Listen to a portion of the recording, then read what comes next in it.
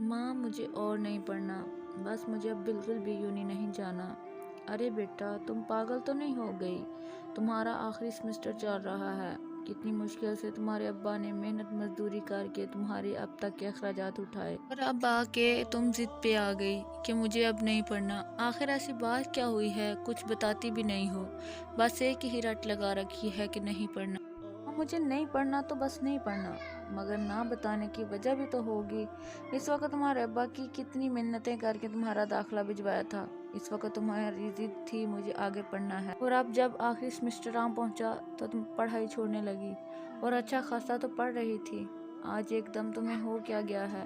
استادوں نے تو نہیں کچھ کہا؟ نہیں، انہوں نے کچھ بھی نہیں کہا، بس میرا دل پڑھائی سے اکتا گیا ہے۔ لو اب آخری ہی تو سمسٹر ہے۔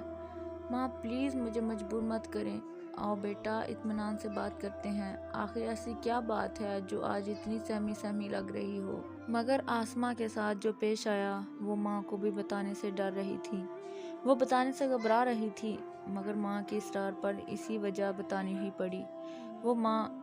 وہ آج جب بتانے سے پہلے ہی اس کی آنکھوں سے آنسو ٹپکنے لگے۔ میرا پتر گھبرا کیوں رہی ہے؟ بتاؤ نا کیا ہوا؟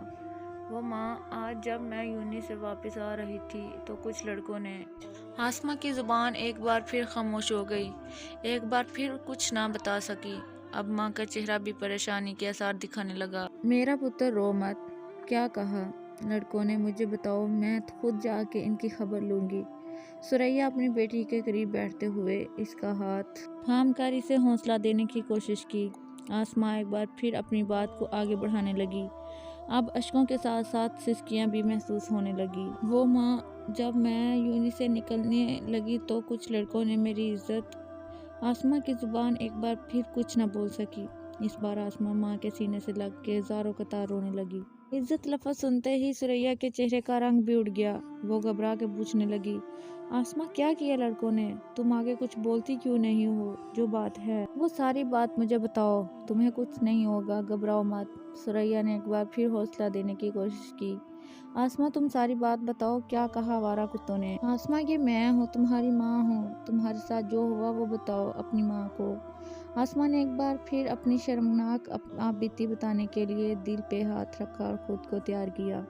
وہ ماں جب میں وہ ڈر ابھی بھی اس کے دل سے نہیں جا رہا تھا۔ جب میں یونی سے گھر آ رہی تھی تو کچھ لڑکوں نے میری عزت میں ہاتھ ڈالنا چاہا، اور ایک لڑکے نے میرے سر سے زبردستی دوپٹہ اتار لیا۔ آسماں ایک بار پھر زور زور سے رونے لگی اور اپنی ماں کے ساتھ چپک گئی۔ میرے ساتھ ایسا کیوں کیوں کیوں؟ آسماں سسکیاں بھرتے ہوئے زور زور سے چلا رہی تھی۔ بہت کتابوں میں پڑھا تھا، اگر لڑکی خود کو بچا کے رکھے تو کسی مرد کی جرأت نہیں ہوتی وہ لڑکی کی طرف آنکھ اٹھا کے بھی دیکھے، اور میں بھی تو ہمیشہ خود کو چھپا کے رکھا، پھر کیوں میری عزت کو اچھالا گیا؟ کیوں ماں؟ کیوں ہوا میرے ساتھ ایسا؟ ٹھیک ہے بیٹا، آج کے بعد تم کبھی یونی نہیں جاؤ گی۔ میں اور تمہارے ابا نے یونی میں ایڈمیشن لینے سے اس وقت بھی روکا تھا، مگر تمہاری ضد تھی کہ محلے کی لڑکیوں جتنا پڑھنا چاہتی ہوں، مگر اب جو پڑھ لیا ہے وہ بھی بہت ہے، اور اگر تم بالکل بھی ان پڑھ ہوتی تو بھی ہم معاشرے میں جی لیتے، مگر ہماری بیٹی بے عزت ہو کے گھر آئے۔ ہمیں معاشرے کو دکھانے کے لیے ایسی ڈگریاں نہیں چاہیے۔ تمہارے ابا شام کو آتے ہیں تو میں انہیں بھی بتاؤں گی کہ آسماں کل سے یونی نہیں جائے گی، اور آسماں ہمیں فخر ہے کہ ہمیں اللہ نے آسماں جیسی نیک پاک اور لڑکی عطا کی۔ ماں مجھے ابو پھر یونی نہیں بھیجیں گے نا؟ آسماں کے دل سے ابھی بھی ان جنگلی درندوں کا خوف نہیں جا رہا تھا۔ ہاں ہاں پتر، نہیں بھیجیں گے۔ اب یہ اندر کا ڈر دور کرو اور جا کر کھانا کھا لو۔ شام ہوتے ہی آسماں کے ابا کام سے گھر آئے۔ وہ روز آتے ہی پہلے آسماں کے پاس جاتے۔ آج جب آسماں کے روم میں گئے تو وہ بیچاری ابھی بھی پلنگ پر لیٹی سسکیاں بھر رہی تھی۔ نذیر احمد دیکھتے ہی گھبرا گئے۔ او میرا پتر، کیا ہوا؟ کیوں رو رہی ہو؟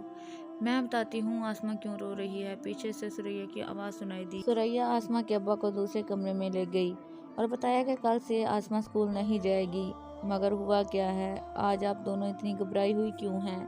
ثریا نے ساری بات نذیر احمد کو بتا دی۔ یہ سنتے ہی نذیر احمد ساری بات سمجھ گئے۔ وہ اپنا ندامت بھرا چہرہ لے آئے، آسماں کے کمرے میں گئے۔ आसमा अभी भी पलंग पर लेटी रो रही थी। बेटी मुझे माफ कर दो प्लीज, खुदा के लिए मुझे माफ कर दो। नजीर अहमद नीचे फर्श पर बैठे हाथ जोड़े आसमा से माफी मांग रहे थे। अब्बा ये आप क्या कर रहे हैं? आसमा एकदम उठी और बाप के हाथों को पकड़कर चूमने लगी।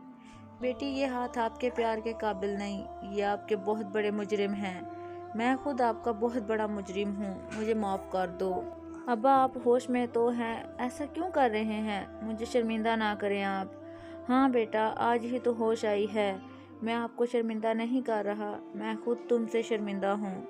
अब्बा प्लीज़ आप ऐसा ना बोलें।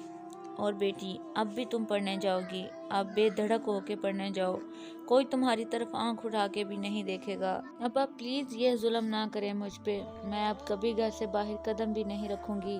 बेटा कहा ना, अब कोई तुम्हारी तरफ आंख उठा के भी नहीं देखेगा, भरोसा रखो आप अपने अब्बा पे।